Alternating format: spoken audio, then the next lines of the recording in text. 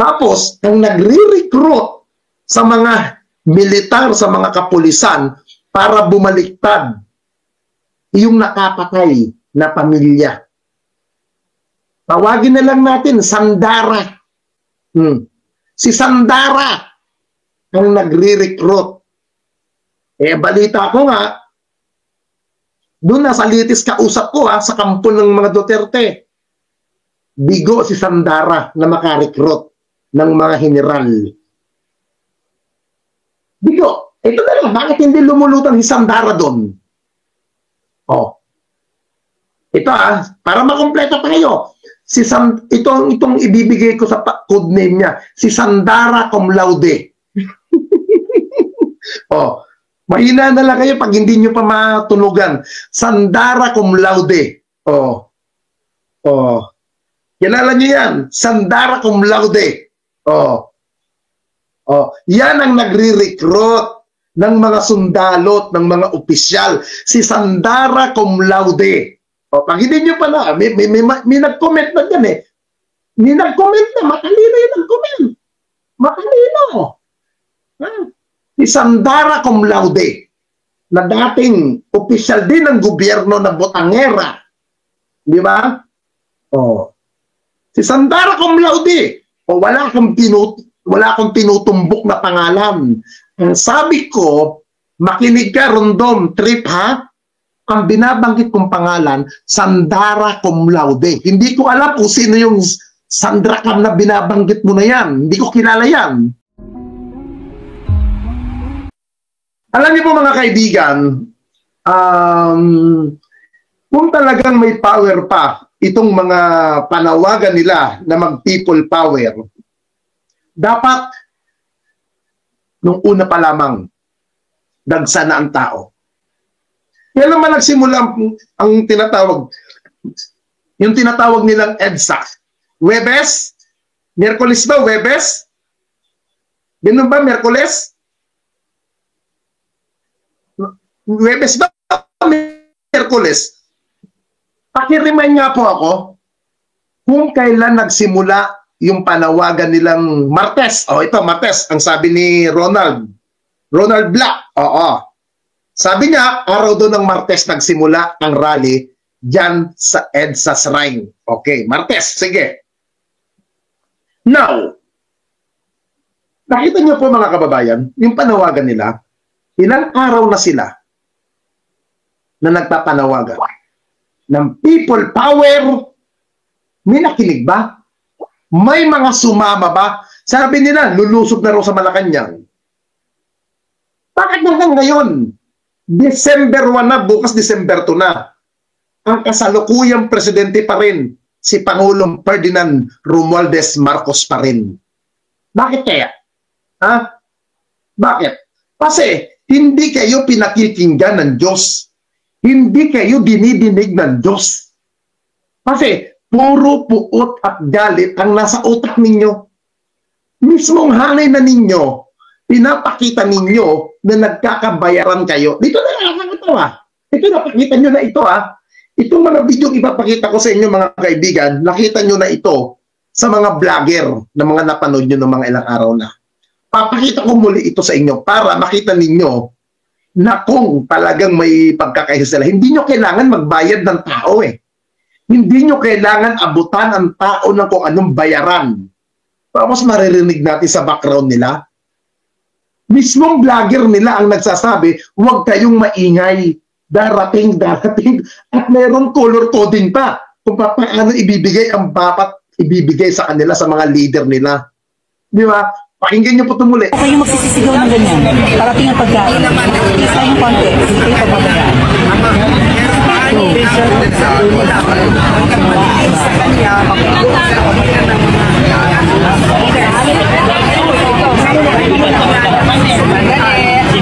Alam niyo pang tutungkaran kayo. Lumalapit na ako. Kung hindi lang yung abutahin dyan para mabigyan kayo. Leader lang bigyan nyo. Pakiusap lang po, ang mga leaders meron pong 1-inch black ribbon. Kung wala po kayong black 1 inch na ribbon, tabi na po kayo. Hayaan nyo po yung leader ang kumuha ng parte nyo. What? Apo. Nagkakaintindihan po, meron po na bibigay, pero wag sanang pagkaguluhan. Kuya, bawal daw. Kumanap ka ng lugar, susunod kita.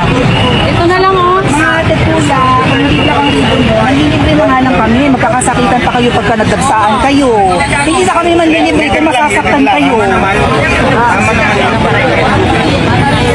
Kung kayo nag-stampede, lalo na. Hindi na kami manlilibre kasi mapapagalitan ka. Kasi ano, Ang intention namin, magbigay ng pangmerienda. Diba? Parang tayong nagugutom. So, manlilibre kami. Huwag lang po talagang kailangan disiplinado po tayo. may palisin tayo dito. Posible na lang po. Ikaw, isa pa. Okay, ito na, limang to ha. Wala na. Oo, wala na. Lima lang muna. Sumunod kay Princess Maui.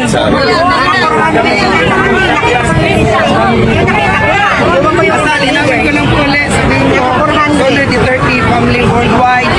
Ako, kalimutan. Makakahiya kasi gutom na. Wala kasi lang yan. Siya mga mas na.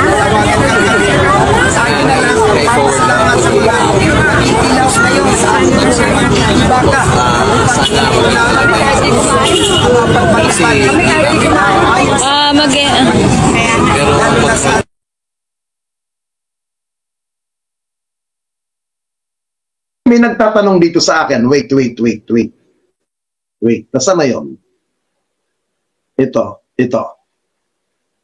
Kap ninyo, legit po ba yung rally ng mga loyalista sa EDSA Shrine sa December 7?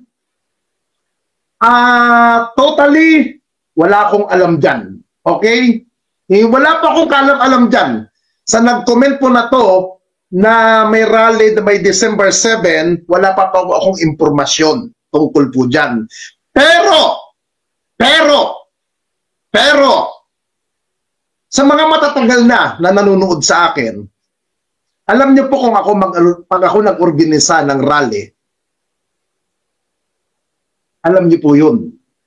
Noong panahon ni dating Pangulong Gloria Macapagal Arroyo, nag-uorganisa ako ng mga rally in favor kay Gloria Arroyo. Alam niyo po yun, yung mga matatagal na. Noong panahon ni dating Pangulong Benigno Aquino, nag-uorganisa rin ako ng rally in favor and pro-government. Ngayon, wala po akong balak pang gawin to ngayon sa administrasyon ni Pangulong Marcos. Wala pa tayong balak. Pero, sabi nga, kung si Pangulong Marcos ay kalmado lamang at hindi natataranta sa nangyayaring ito, ganun din muna tayo. Diba? Cool! Ika nga, cool. Pero kung kinakailangan tayong manawagan at pangunahan natin ang rally para tapatan ang rally ng EDSA Shrine na yan na sinasabi nilang bulto-bulto na daw sila, utang ina nila, madaling gawin yan. Okay. Alam nyo guys, di naman sa pagyayabang, karamihan ng mga DDS vlogger dyan, kilala ko personal. Kilala din ako na ako nag-organize ng mga rally sa DDS noong panahon ni dating Pangulong Duterte. Alam ko kung paano ang pagkilos, alam ko paano ang paggalaw pag may parali. Now, pwede natin gawin yon.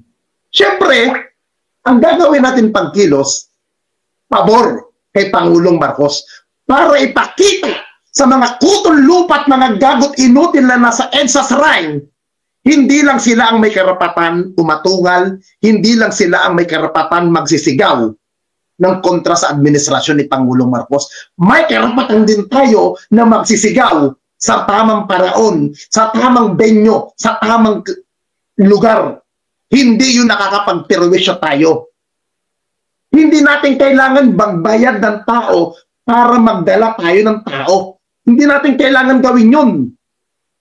Tandaan niyo po, hindi natin kailangan gawin yan. Ha? Hindi natin kailangan gayahin yung style ng DDS na naghahakot ng rally. Pag ako nakupalpukin ang ina ninyo, pagdasal sa lingkong mga bayag ninyong mga leche kayo. Hindi ba nakakaya? Lantaran ang pinapakita ninyo? Ha? Sinasabi doon sa video, may color coding kung wala kayong ribbon na ganito. Alam niyo, ito nakakatawa mga kapatid. Ha? Ito nakakatawa. Noong panahon, dati ni Pangulong Duterte, galit na galit kami sa tinatawag na dilawan. Galit ang mga Duterte sa dilawan. At hindi naniniwala sa people power. Pero ang nakakapagtaka ngayon, balikan natin ito mga kababayan, mga kapatid. Ha? Balikan natin ito. Bakit ginagamit nila ang EDSA shrine? Ang EDSA shrine ay baluarte ng mga dilawan. Hindi ng DDS. Bakit din kayo gumagamit? Ha? Mas may meron pa kayong ribbon. Ano yung ribbon na yan? Ha? Yung ribbon bang itim na yan ay tanda ng ribbon ng kamatayan ni dating Pangulong Duterte?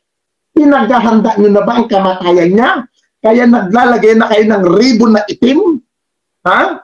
Tanong ko lang. Kasi meron ng tinatawag na yellow ribbon, di ba? Sabi yung yellow ribbon, pang-music nga natin to. Kasi naka-stream yard tayo, di na tayo pwede magpatugtog dyan eh. Saan ba yung yellow ribbon? Kasi may yellow ribbon na tinatawag mga kapatid eh. Ha? Saan ba yung yellow ribbon? Ha? Ha?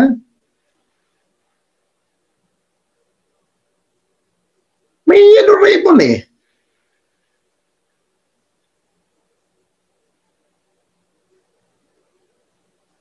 Yellow ribbon. Sa mga dilawan yun eh. Bakit parang kinuha ng mga ng mga ano? Bakit kinuha ng mga DDS ang sign ng yellow ribbon? Bakit parang ginaya ng ano? Bakit ginaya ng mga dilawan yung yellow ribbon? Ginawa lang black. Wala ba talaga kayong originality? Ha?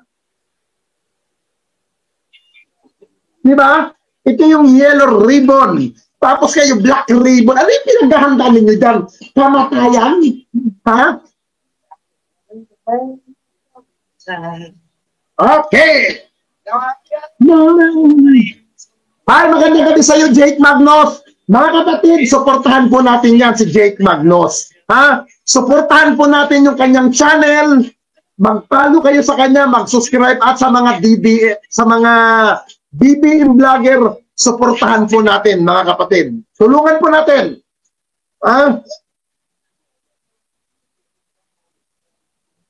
Naka, pumasok ang kupal. Ay, kung maghambugan lang tayo, putang ina ninyo. Mayayari lang kayo pag akong nagparali dyan. Putang ina ninyo.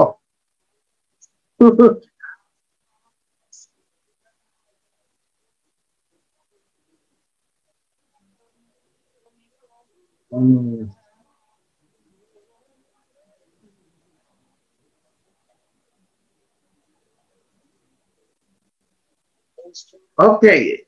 Tapos yung music na yun, tangina makaka-copyright tayo. At sa bagay, hindi naman tayo nagmo-monetize, kaya hindi ako makaka-copyright. Di ba?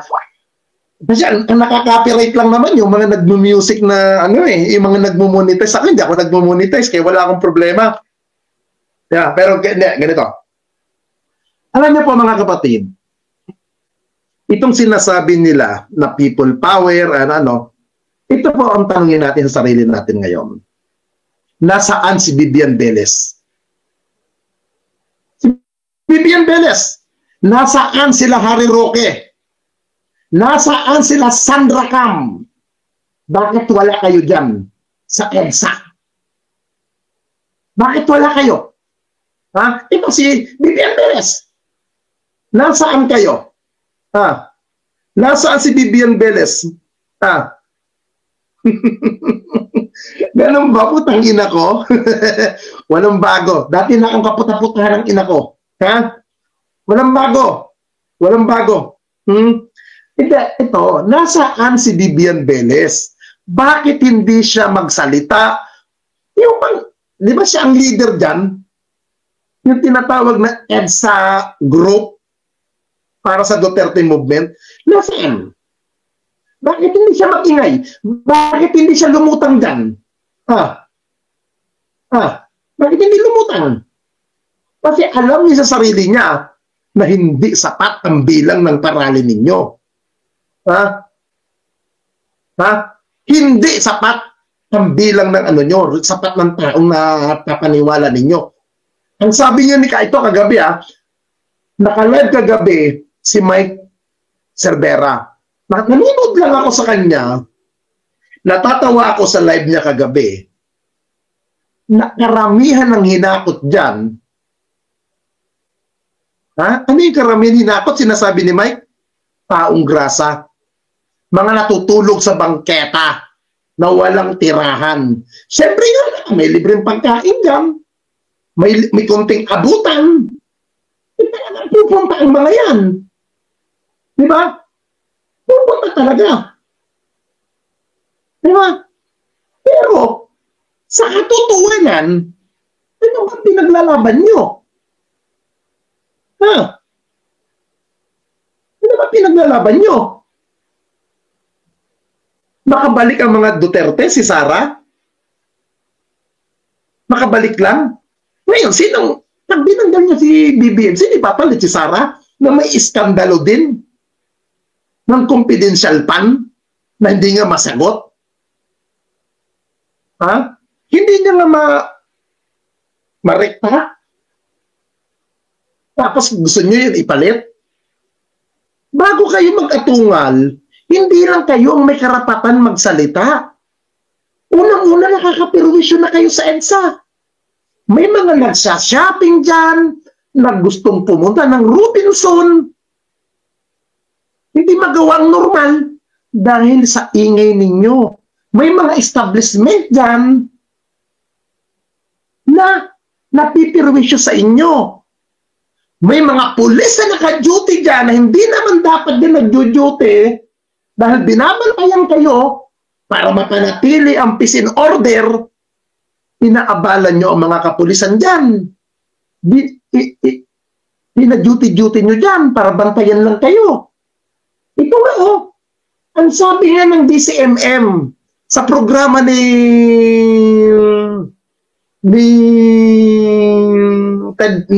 Noli de Castro, ni dating Vice President. Ito nga ang balita ron, ang baho na sa EDSA Shrine. Ginawa niyong ihian ang palibot ng EDSA Shrine. Di ba? Ginawa niyong ihian, baka mamaya mawalang galang na po. Baka dyan pa kayo tumatae. Tapos sasabihin niyo may pinagdalaban kayo, wala nga kayong disiplina. Di ba? Yan ang baho na po sa EDSA Shrine. Pinabaho ng mga DBS. Diba? Yan. Pinabaho na nila. Baka dyan, pati si Badoy Aratiles. Si Badoy, yung mahilig manlimos. Kilala niyo pa si Badoy Aratiles na tupal na amoy lupang tukmol? Yung butandeng na. Pag nagla-live, baka naman. Hoy, magtakapin niya kayo. Diba, gano'n yung palitad. Yung mahilig manghingi ng pangkape sa bawat live, ayun, baka nung pa umihi yun Sigurado, gano'n katanda, gano'n kagurang na yan, mabaho lang ihi niyan, nung putang inang yan, siyempre, gurang na yan, amoy lupa ka, buki ng inang Badong Aratiles yan. Pero ganito mga kaibigan, balik tayo kanina, doon sa may nagtatanong sa akin kung tuloy ba yung December 7. Wala pa akong alam dyan. Seryoso. Hindi ko po alam yan, pero nagbabalak na rin po ako na magsagawa ng pagkilos para panawagan na suporta kay Pangulong Marcos. At ipakita natin kung sakali po ba, mga kababayan, kung sakali na magkaroon tayo ng panawagan, Guys, pakisuportahan lamang si Mac Pablo, yung kanyang YouTube channel. Suportahan po natin yan. Supporter po yan, solidong supporter po yan ng administration, ng ating government. Pro-government po yan. Si Riders for Life, support po natin. Sila Jake Magno, sila Mike Cervera. Kahit na po sa akin, mga kapatid, hindi na kayo mag-unfollow, kahit hindi na kayo mag-subscribe sa akin. Ako naman, hindi naman po ako nagmo-monetize. Hindi ko naman kailangan ng subscriber.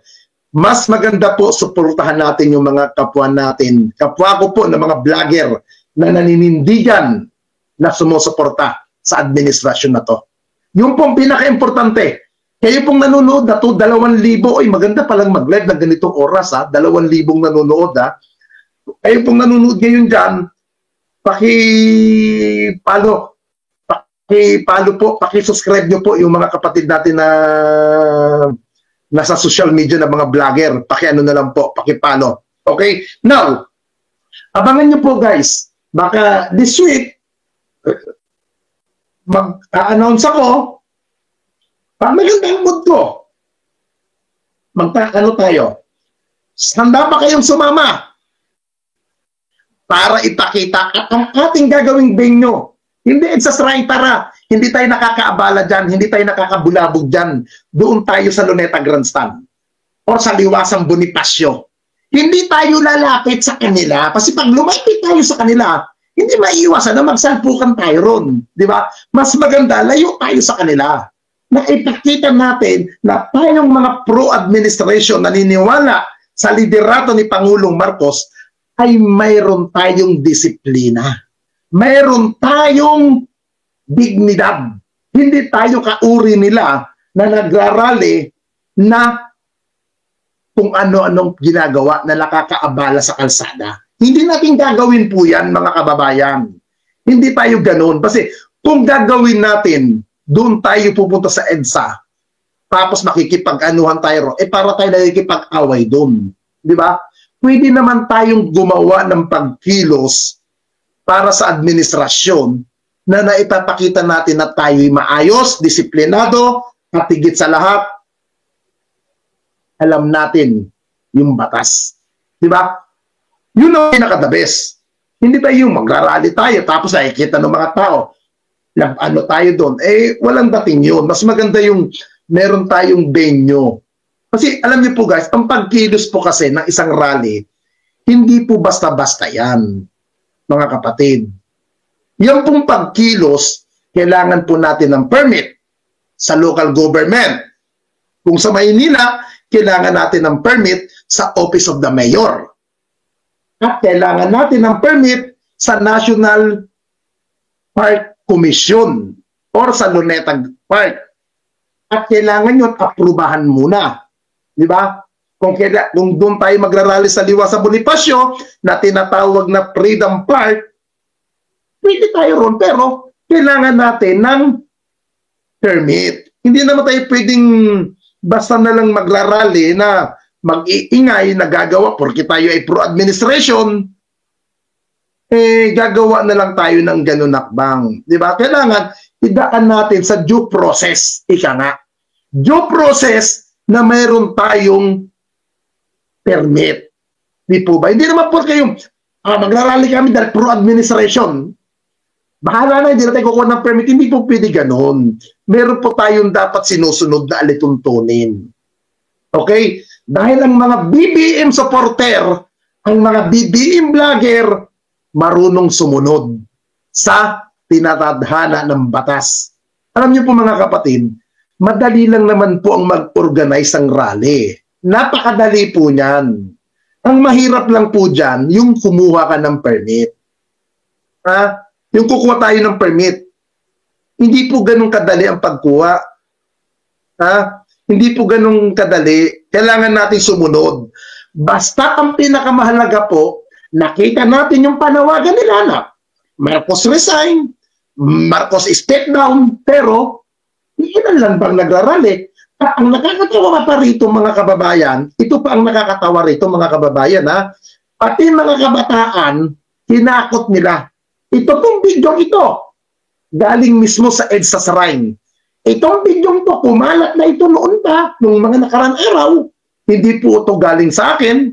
Napanood na natin ito. Nakuha ko lang po itong bidyong ito sa mga uploading ng ibang mga nandoon sa mga social media. Panoodin niyo po. Ang dami kayo, kung taga-saan kayo? Dokumento to, dokumento. Tiga saan kayo? Aroma po. Ha? Aroma. Saan yung Aroma? 105. Barangay 105 sa Tondo, Manila? Tama? Oo. Anong ginagawa nyo dito? Bakit kayo napunta dito? Ewan ko po. Ha? Rally, sabi sa inyo. Tapos, sino nagsama sa inyo dito? Nakikinig po. Ha? Nakikinig po sa mga salita na po tungkol po Sino nagsama sa inyo dito, te? si Ma'am Rose. Rose, ano? Yung po yung kausap yung kaninang maliit na babae. Meron siyang kausap doon. Opo. Anong pangalan? Kilala mo? Na kilala po sa mukha pero sa pangalan hindi po kilala. Kasi Pero ang nag-recruit sa inyo dito si Ate Rose. Oo. Tiga saan si Ate Rose? taga ano po, Apilan din. Hapilan sa Maynila. Opo. Oh, Tondo. Ilan nung kabataan nakasama nyo dito, te? Marami din po. Iba nakauwi na po, nakasakay na sila. Kami po naiwan. Ah, okay. Mga ilang taon na itong mga to? Ilan taon na kayo, uy? Uy, ilan taon na kayo? Ilang taon na kayo? I'm 14 years old. English speaking ka pa. 18 po. 18, ikaw, Nay.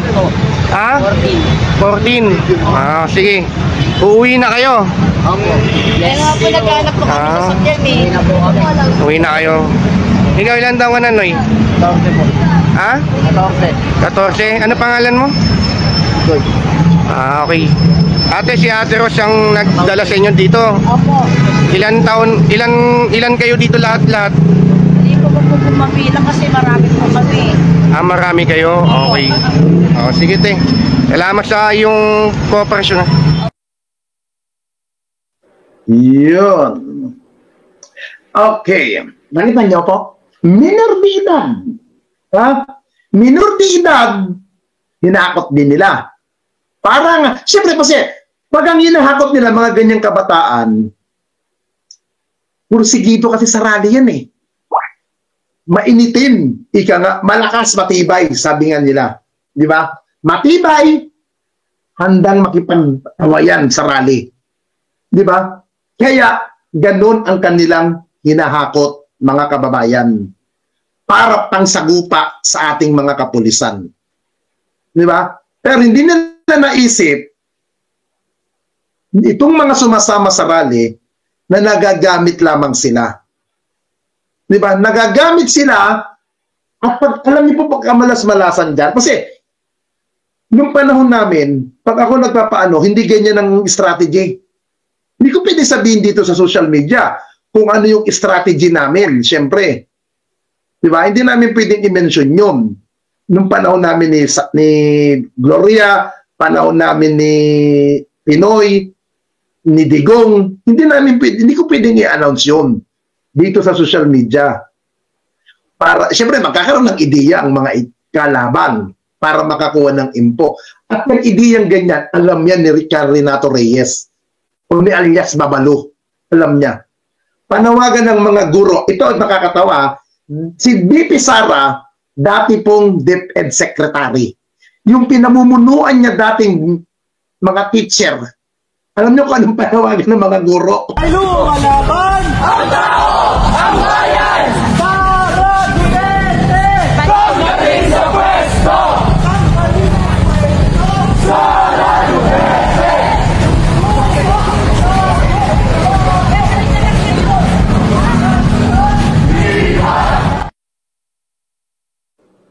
Kita nyo mga guro yan.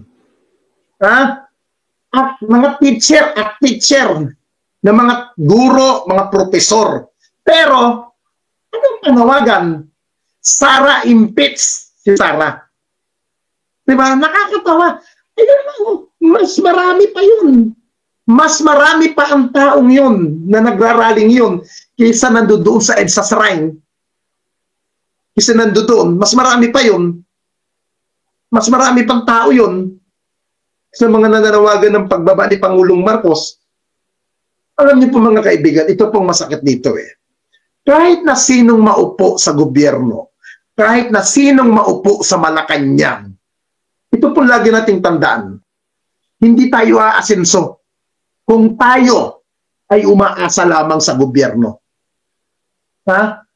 Kahit gaano kagaling ang isang presidente, pag ang isang tao hindi marunong magsumikap, hindi marunong magtrabaho, umaasa lamang sa bigay ng gobyerno, hindi ka aasenso. Mananatili kang timawa. Ika nga, mananatili kang pakaygutom na nanghihingi sa gobyerno. Ang pagkain po natin, hindi dapat natin inaasa sa gobyerno. Tandaan niyo po yan.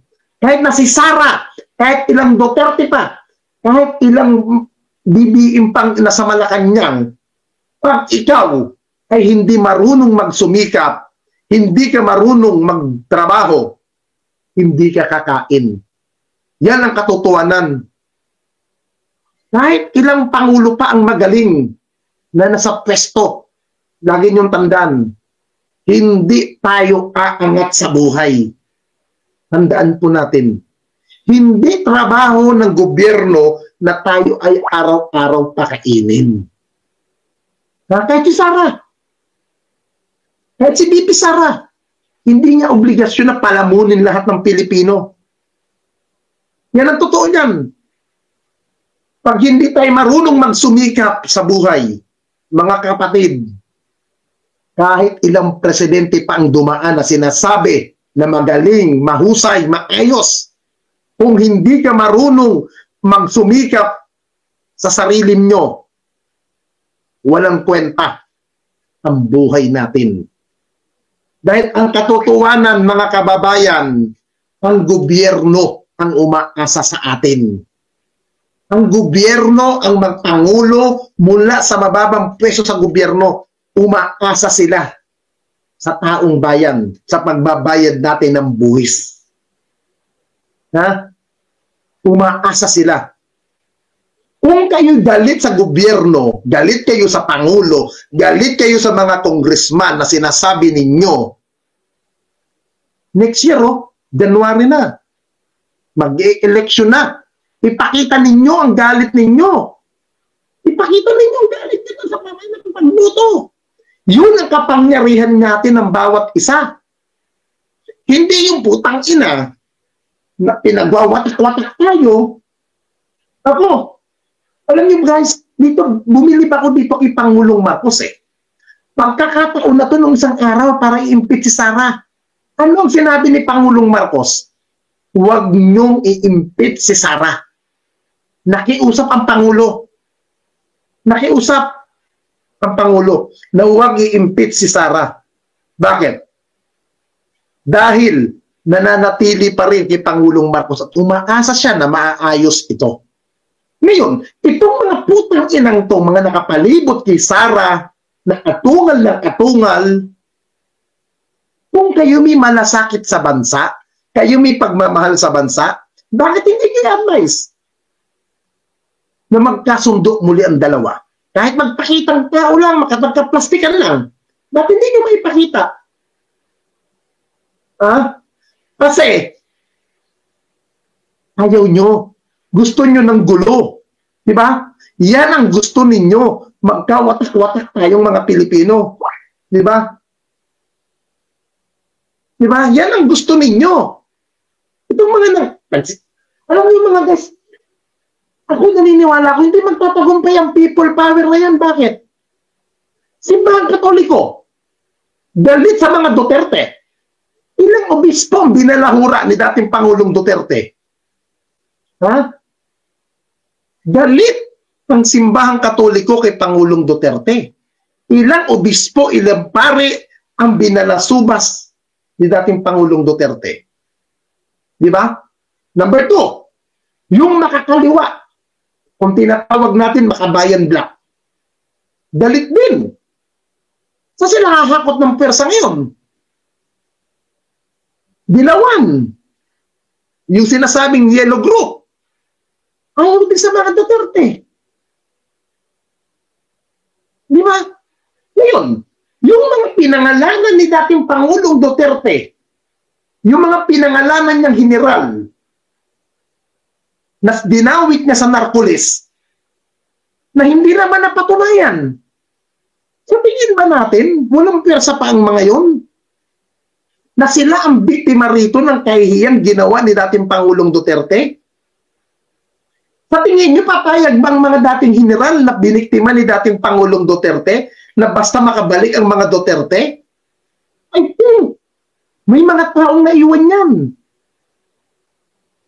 Yung mga dating mga politiko na sinangkot ni dating Pangulong Duterte, hindi ba magkakaisang mga yan na hindi naman napatunayan ni isa o ni walang nakasuhan doon?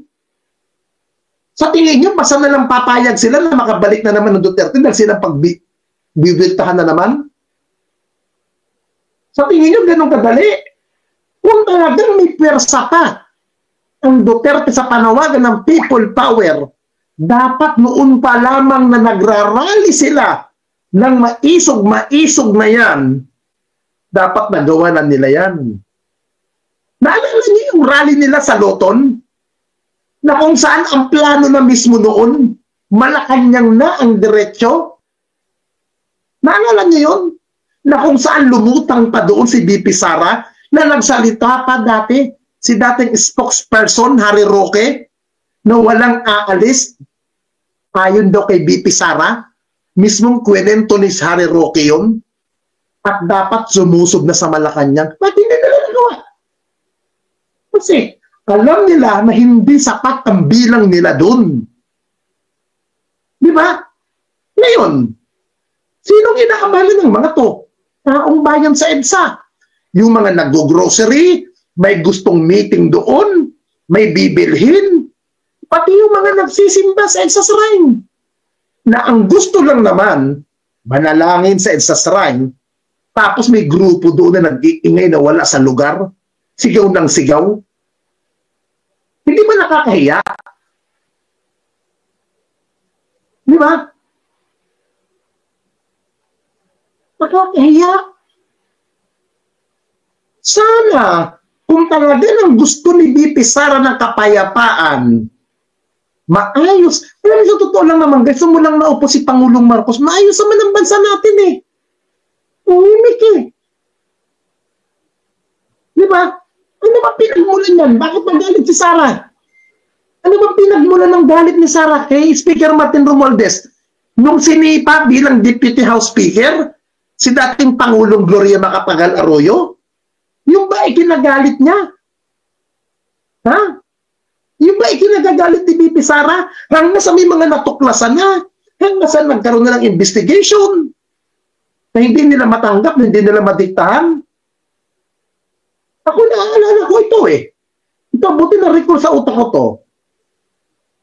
Noong time na ito, nung kami nangangampanya, kalagitnaan na ng bilangan ng balota. Ito guys, ikikwento ko ito. Hindi ko na ikikwento kung sino pa ang mga nakasama namin sa meeting. Nung last meeting, nung panahon ng mga Duterte, bago mag-oath si Pangulong Marcos. Alam niyo ba sinabi sa amin noon, miniting kami noon, time na yon sa isang restaurant. Malapit na sa Malacanang. Itong resort to, kilalang restaurant to. Sabi ko, ma'am, paano ito? Iba na administrasyon. Paano to, ma'am? Hindi na si PRRD ang nakaupo. Alam niyo kung ano sagot sa amin? Hindi ko na ba pangalanan itong taon to? Ha? Hindi ko na ikikwento kung sinong taong ito. Alam niyo kung anong kwento? Hindi, 2 taon lang yan ninyo uupo. 2 years lang siyang uupo bilang Pangulo si BBM.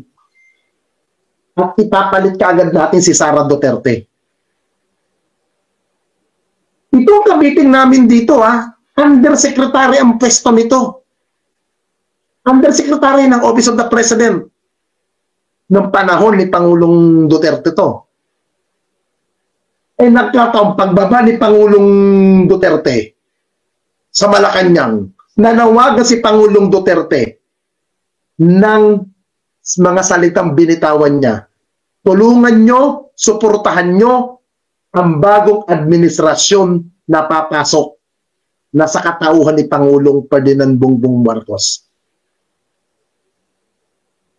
Sinabi ni Pangulong Marcos, ni Pangulong Duterte yan sa Makati, isang restaurant doon.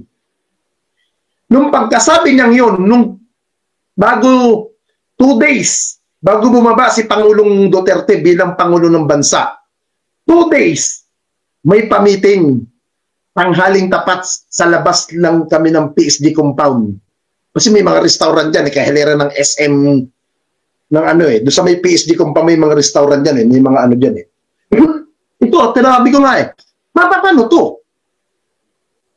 Iba na ang Pangulo. Magpapalit na sa susunod na araw, ganito, ganyan. Hindi, 2 araw lang yan ninyo. Babalik ulit kayo sa dati. Yun ang sabi sa akin. Sabi ko, paano yun? May nakaupo na yan. Hindi, tatanggalin din natin yan.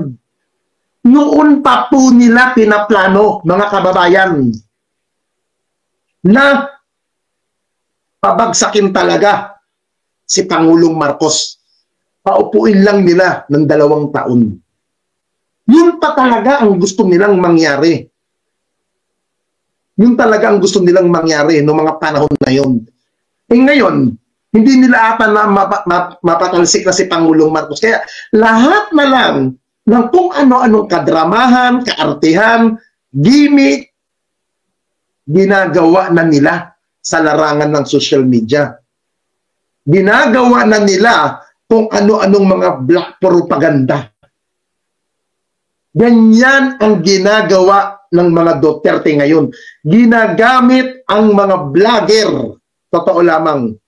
Kita nyo ngayon, dito kayo magtataka mga kaibigan Balikan nyo yung mga vlogger na nandoon sa EDSA Shrine, na nakatutok doon.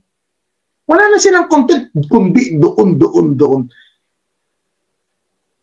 Tignan nito yung EDSA 1, hindi ganun katagal umabot. EDSA 2, hindi ganun katagal umabot. Itong binabalak nila EDSA 3 na to. May nag-comment kanina, di ba? Tinanong ko kailan nagsimula? Martes, Merkules, Huwebes, Biyernes, Sabado, Linggo. 6 days na. Bukas Lunes, Martes, 1 linggo na. Di ba? Wala silang napapala. Alam niyo, napakabuti pa rin ng pamumuno ng PNP. Nire-respeto pa rin kayo ng PNP. Bakit? Hindi kayo dinidisperse dyan. Hindi kayo pinaguhulir yan. Katutusin, dapat nakakayong hulihin dyan Kung ako ang may-ari ng Robinson, kung ako si Gokongwe, i-request ko sa PNP, ba't hindi nyo palayasin yan? Nakakasira sa negosyo ko yan. Perwisyo sa negosyo yan. Mul ito. Private property ito, bakit nandiyan na mga hampas lupa na yan? Di ba? Kita nyo pati mga bata, mga nagraralik, binit-bit yung mga anak. Ito, pakita ko sa inyo.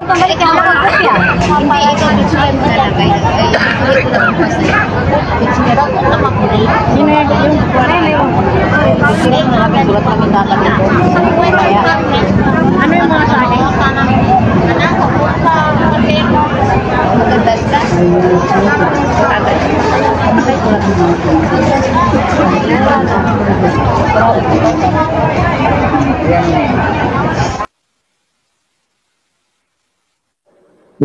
Diba? Lantaran. Mismo doon sa EDSA Shrine, sa gilid, nagbibigayan ng pera. Hindi ba nakakatawa? Tapos sasabihin nila, gawa-gawa lang daw ang video yan. Parang sa akin, yung mga na-interview ko, binaliktad pa ako doon. Di ba? Siyempre, alam nyo guys, ang sabi nga sa akin, nung isang tipster ko na nasa loob pa rin ng Duterte, ang nag-handle daw ng mga people power na yan, yung nagtatago. Hindi ko na lang mabanggitin. Tawagin ko na lamang na nagtatago. Na matabang butanding. Ayun, kilala nyo na yun kung sino yung matabang butanding na nagtatago. Ayun. Yun daw ang nagbabayad para sa pangpondo ng mga rally laban kay Pangulong Marcos. Tapos, ang nagre-recruit sa mga militar, sa mga kapulisan para bumaliktad yung nakapatay na pamilya. Tawagin na lang natin, Sandara. Si Sandara ang nagre-recruit. Balita ko nga, doon na sa litis kausap ko sa kampo ng mga Duterte. Bigo si Sandara na makarecruit ng mga general. Bigo, ito na lang, bakit hindi lumulutan si Sandara doon? Ito para makumpleto pa kayo. Itong ibibigay ko sa code name niya, si Sandara Cum Laude. Mahina na lang kayo pag hindi nyo pa matunugan. Sandara Cum Laude. Kilala nyo yan? Sandara Cum Laude. Yan ang nagre-recruit ng mga sundalot, ng mga opisyal. Si Sandara Cum Laude. Pag hindi nyo pa na, may nag-comment na dyan eh. May nag-comment na, matalino yung nag-comment. Matalino. Si Sandara Cum Laude, na dating opisyal din ng gobyerno ng Botangera. Di ba? Si Sandara Cum Laude, wala akong tinutumbok na pangalan. Ang sabi ko, makinig ka, Rondom, Trip ha? Ang binabanggit kong pangalan, Sandara Cum Laude. Hindi ko alam kung sino yung Sandra Cam na binabanggit mo na yan. Hindi ko kilala yan. Hoy, sino yung Sandra Cam na binabanggit mo? Ang sabi ko, Sandara Cum Laude ang nagre-recruit sa mga militar at sa mga pulis para bumaliktad sa Marcos administration. Marami talagang matatalinong nanonood sa akin. Siyempre, ang naman bubuuhin ko ang pangalan ng tao, dinadimanda na naman ako. Kayo naman. Ha? Alam niyo, hindi ko pwedeng sunugin yung taong nagbibigay sa akin ng impormasyon na nandiyan dyan sa loob ng Duterte Cam. Ha? Kaya, ang masasabi ko kay Sandara Cum Laude, huwag masyadong maingay. Huwag masyadong maingay na nag-ano ka. Kasi, kaiingay mo sa pagre-recruit sa mga militar, madam, lalo kang nabubuking. Madam, kaya mas the best, huwag kang mag-iingay dyan. Madam, huwag kang maingay na kung anong nire-recruit mo. Dapat huwag mo munang ina-announce yan. Kasi kaya na-announce mo, ayan, hindi lalong nabubuking at naibabato. Di ba? Kaya huwag ka mo masyadong mag-iingay na ganito ang ikaw ang naatasan. Ha? Madam, dahil ka nga, ito. Di ko lang gagamitin ko, ha? Di ko na lingwahe, manay, dahil ka nga ni magparataram. Ha? Sa imong ginigibo na siging pag-recruit sa mga sundalo, sa mga pulis, dahil ka nga ni magparatabil. Nabubuking baga sa mga ginigibo mo, kung pira na nga ni na nakukuha mo, pira na nga ning sundalos, pirang pulis na baga ang na-recruit mo. Dahil ka nga ni magparataram na karong ka, ayan. Ilagod mo. Takwan, yung nagkasapod sa imo. Madam, Hilda, manay. Pero na nga ni ang na-recruit mo niya na magbaliktad. Hilingon mo nga ni ang pinagigibo mo. Nasusulo ka baga. Nasusulo sa Tagalog. Nasusulong baga.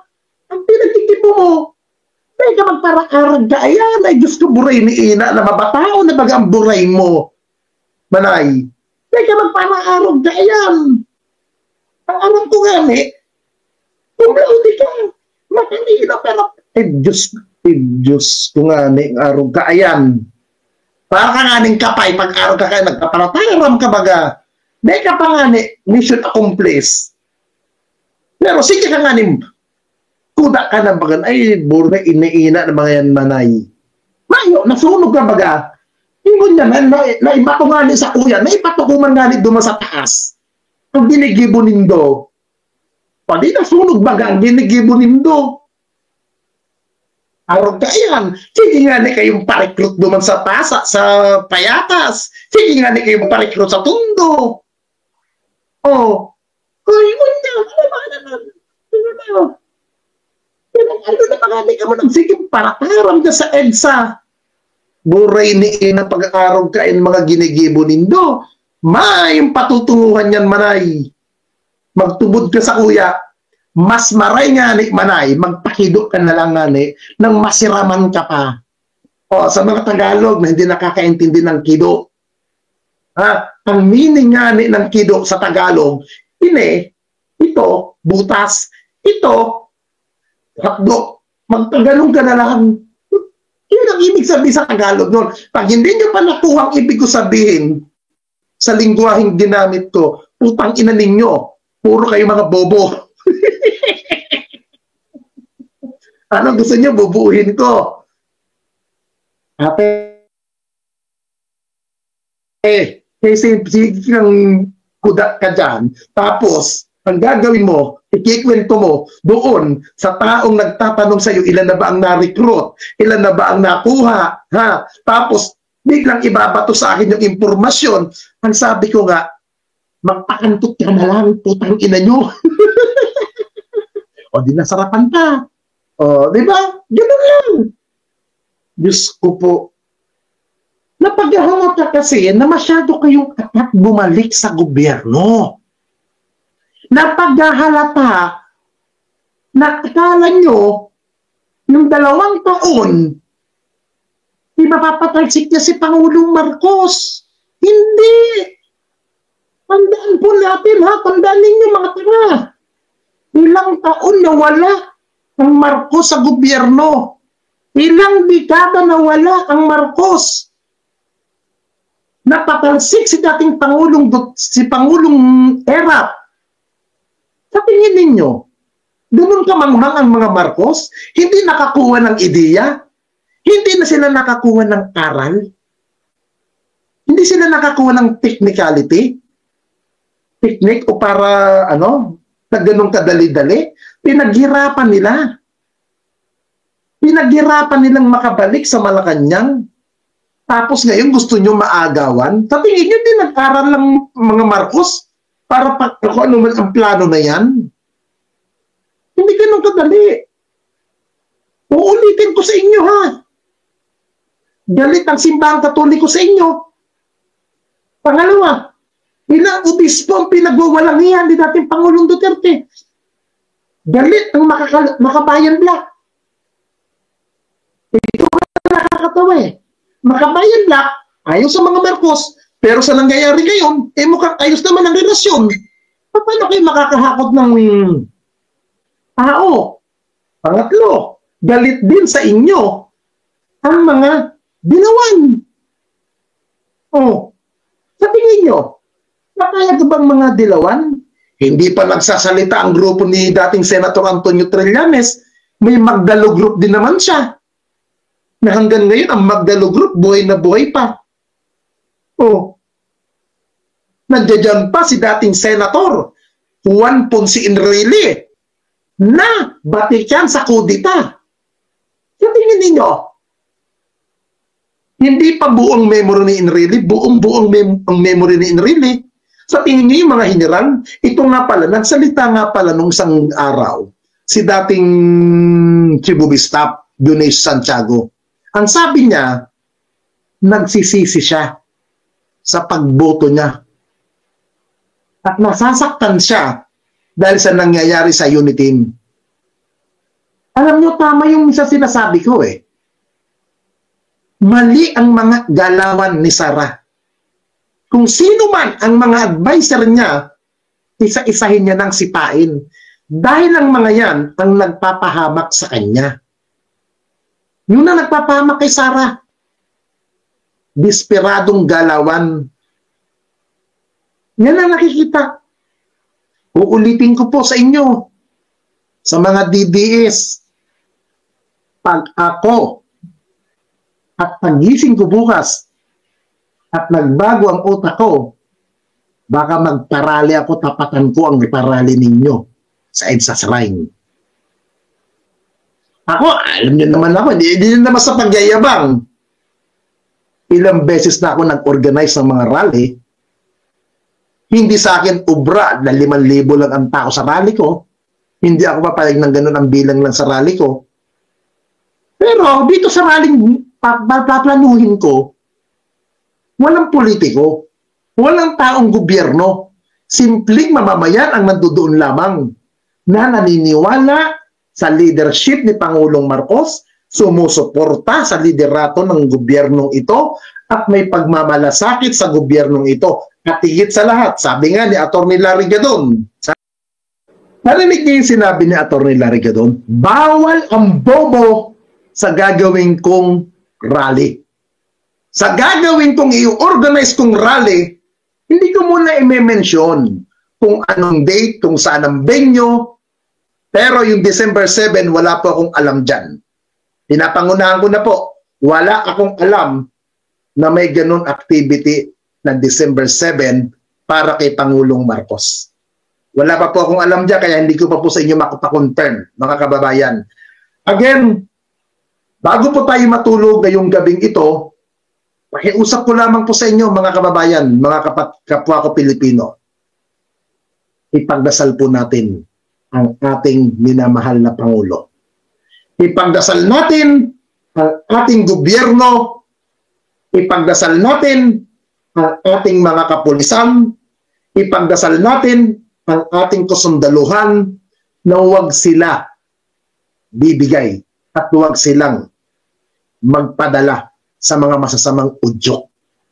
Ipagdasal po natin ang ating bansa, mga kapatid. Kasi, alam nyo guys, sa away politika na yan, sa nangyayaring panggugulo ng mga kabila, tayo po ang apektado rito. Tayong mga mamamayan na simple ang naapektuhan dito, mga kababayan. Yan si dating Pangulong Duterte, hindi apektado yan. Totoo lang, hindi apektado yan. Kaya niya lumipad kahit saan bansang gustuin niya. May pera yan eh. Tayo, mga Pilipino, ang apektado tayo, mga pangkaraniwang Pilipino. Kaya, kailangan natin magbuklod-buklod. Ang sabi nga ni House Speaker Martin Romualdez, huwag na tayong bumalik sa madilim na kahapon. Ha? Huwag na tayong bumalik sa madilim na kahapon.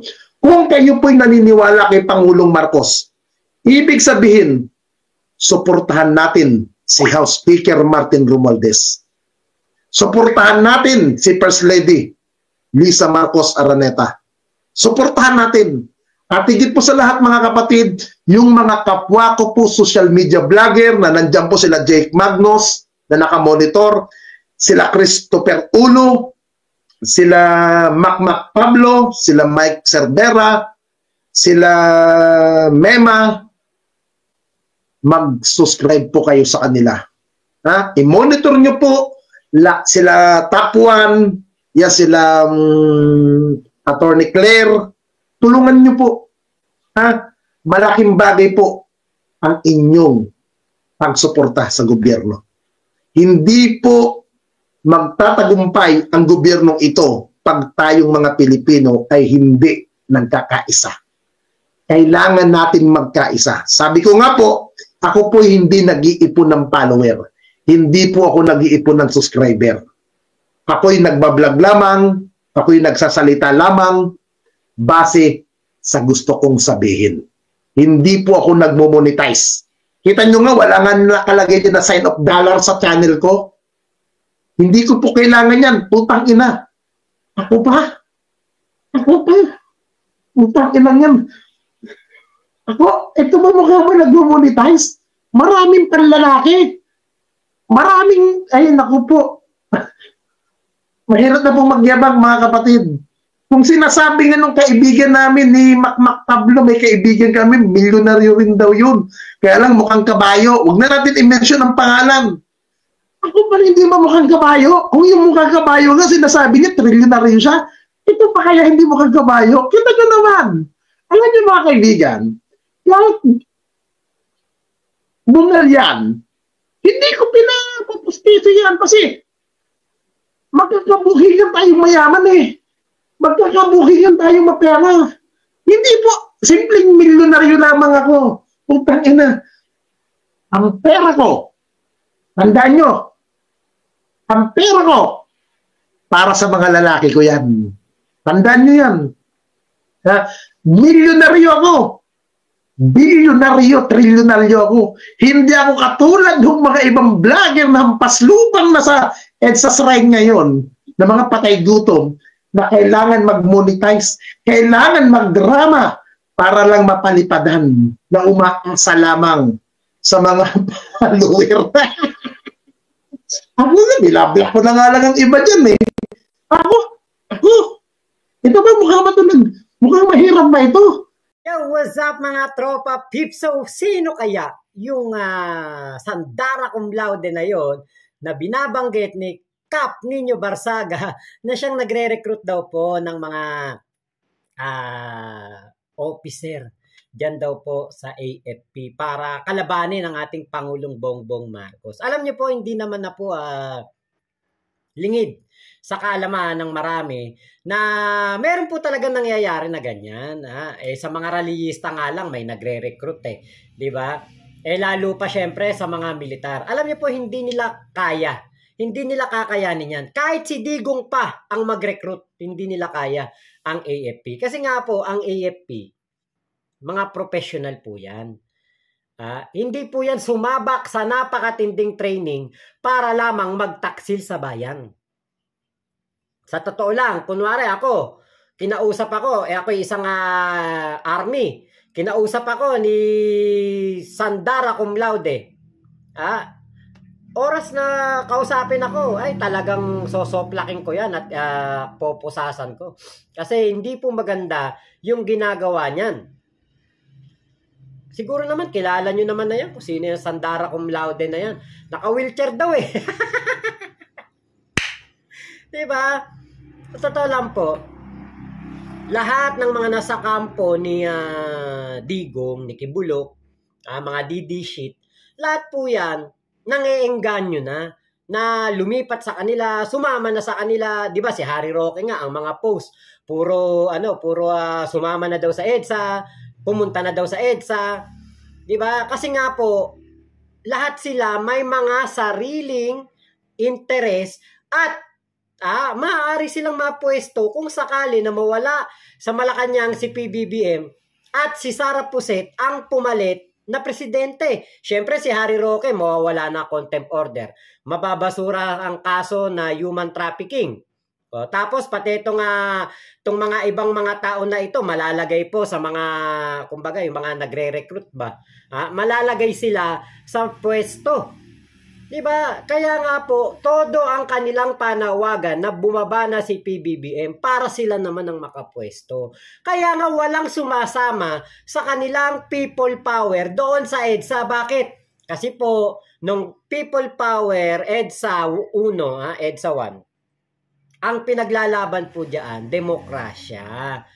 Diba? Nasikil ang karapatan ng mga taong bayan. Ngayon, ang nasisikil lang naman ay ang pandarambong, pagnanakaw at kapangyarihan na nawala doon sa mga naging katunggali ngayon ni PBBM.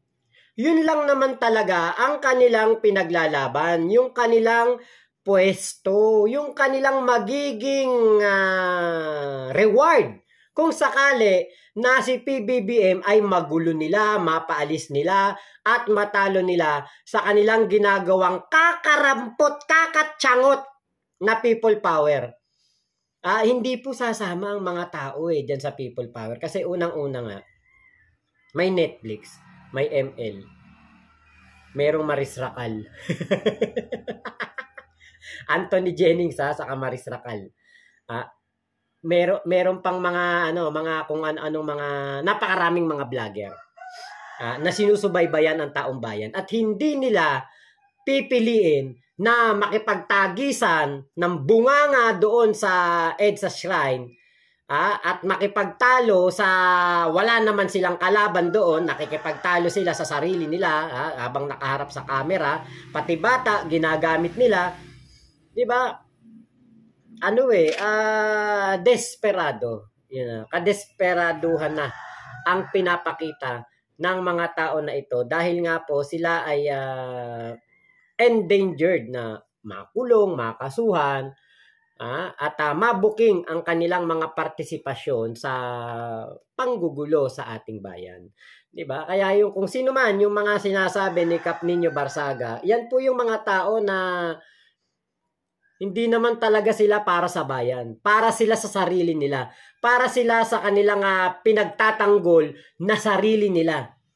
Sarili nilang kabuhayan, sarili nilang buhay, sarili nilang kapakanan. Hindi po para sa bayan. Kasi kung para sa bayan yan, hindi ka pupunta ng EDSA. Hindi ka manggugulo ng gobyernong nagtatrabaho, kumikilos para sa taong bayan.